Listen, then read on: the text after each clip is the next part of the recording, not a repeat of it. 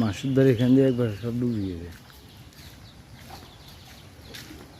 এই সাইডে ভাঙ্গি গেছে, এই সাইডে একটু নিচ, এই সাইডে ভাঙ্গি সব ডুবি, পানি কি সোছা, এদিকে সব ডুবি সাদা হয়ে গেছে গো। পানির টান আছে, স্রোত আছে অনেক, এদিকে সব সাদা হয়ে গেছে। বাগানের তো পশ্চিম দিকেও হান্নান বাড়ি বাইর, এত ঘরের কানা কানা হানি উড়ি গেছে। লিটন বাড়ির ঘরের তুন 1-2 ফুট নিচে আছে, মানে হানি উঠে না, লিটন বাড়ির ঘরেও হানি ঢুকবে আশা করি। পানি এখানে 1 আঁটের উপরে পানি।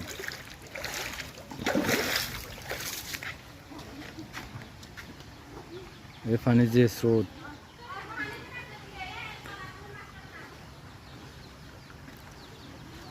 এই সরার হানি, এই যে রাস্তা গইয়ে উড়ি যাব।